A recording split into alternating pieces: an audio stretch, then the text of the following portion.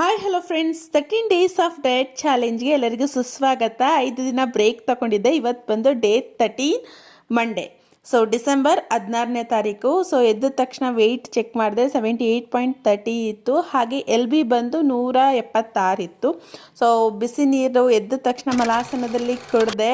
ತುಂಬ ದಿನ ಆಗಿತ್ತಲ್ವ ಎದ್ದ ತಕ್ಷಣ ಬಿಸಿನೀರು ಕುಡಿಯೋ ಅಭ್ಯಾಸ, 5 ದಿನ. ಸೊ ತುಂಬ ಕಷ್ಟ ಆಯಿತು. ಸೊ ಪರವಾಗಿಲ್ಲ. ತಿಂಡಿಗೋಸ್ಕರ ನಾನಿಲ್ಲಿ ಪೊಂಗಲ್ ಮಾಡ್ತಾ ಇದ್ದೀನಿ, ಮೆಣಸು ಜೀರಿಗೆ ಹಾಕಿ. ಯಾಕಂದರೆ ತುಂಬ ಕೋಲ್ಡ್ ಆಗಿರೋ ವಾತಾವರಣ ಇದೆ ಸ್ವಲ್ಪ ಬೆಂಗಳೂರು, ಆದ್ದರಿಂದ ಬೇಳೆಗಳೆಲ್ಲ ಒಂದು 5-6 ಥರ ಬೇಳೆ ಹಾಕಿ. ಇದು ನನ್ನ ಪ್ಲೇಟು. ಸೊ ಇದು ಬಂದು ನಮ್ಮ ಮನೆಯವ್ರ ಪ್ಲೇಟು. ಇದಕ್ಕೆ 1 ಸ್ಪೂನ್ ತುಪ್ಪ, ಹಾಗೆ ಸ್ವಲ್ಪ ಕ್ವಾಂಟಿಟಿ ಜಾಸ್ತಿ ಹಾಕಿದ್ದೀನಿ.